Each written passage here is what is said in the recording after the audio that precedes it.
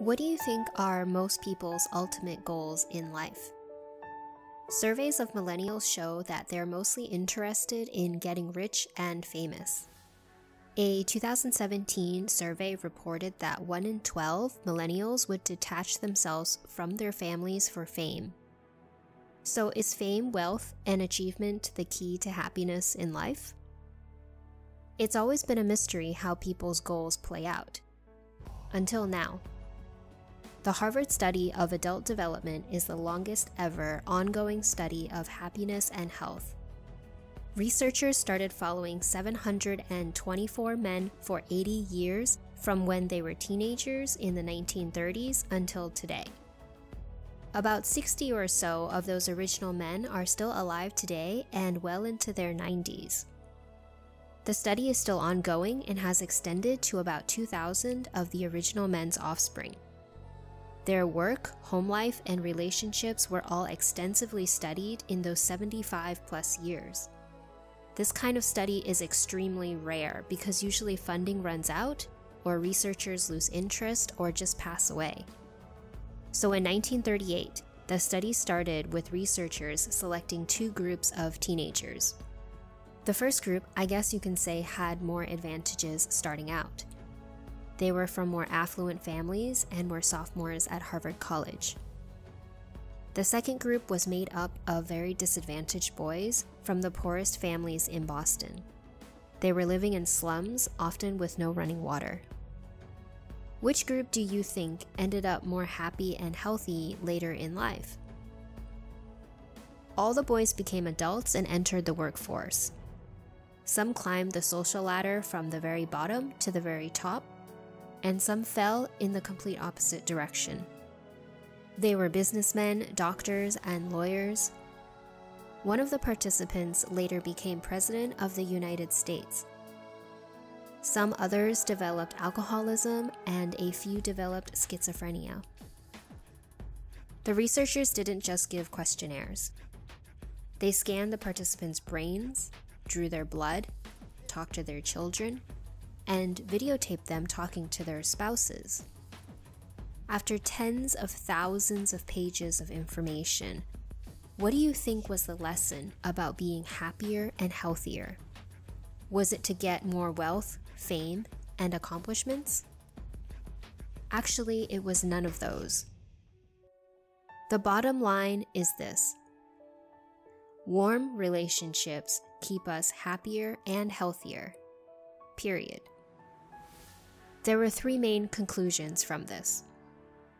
First, people more socially connected to family, friends, and community are happier, physically healthier, and they live longer than people who are less connected.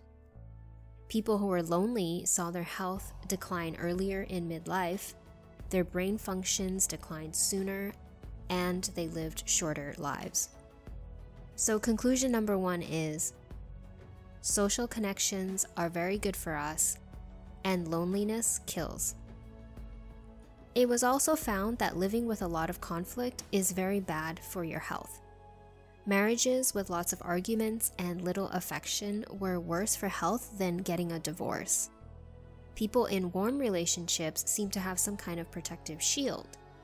The participants in their 80s felt less physical pain if they were in happy partnerships. But those who were in unhappy partnerships felt magnified physical pain. This link was so clear that the researchers could actually predict whether someone would be healthy and happy by age 80 just by seeing how satisfied they were in their relationships at age 50. So conclusion number two is, it's not about the number of friends you have. It's not about whether or not you're in a committed relationship. It's the quality of your close relationships that matters the most. Lastly, the participants in secure relationships in their 80s had sharper and longer-lasting memories. Those who didn't feel they could count on someone had earlier memory loss. And it wasn't that the happy couples never fought. They could actually argue day after day, but as long as they felt they could count on this other person when they needed help, their memories weren't affected. So conclusion number 3 is good relationships protect our brains. The problem is that there's an epidemic of loneliness in the US nowadays. A February 2019 study in Psychology Today reported that 47% of American adults are lonely. This is double the number from decades ago.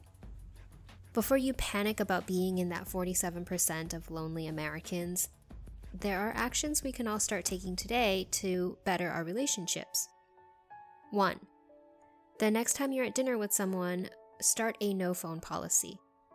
No phones are allowed on the table, and as soon as someone tries to break the rule, say, "You seem busy, let's reschedule." 2. Try to listen more and prescribe less. Everyone has had different life experiences that have shaped their views. It's really easy to assume we are the right ones in everything, every time. Sometimes being a friend is just listening and not telling people what they should or need to do. That brings me to 3. Allow other people to have completely different opinions without writing them off your social circle. If we all thought alike, how dangerous would our world be? 4. Volunteer for a cause and get more in touch with your community. 5. Let go of long-held grudges. They're really bad for you. So what about you? What would you do to nurture your relationships a little bit more?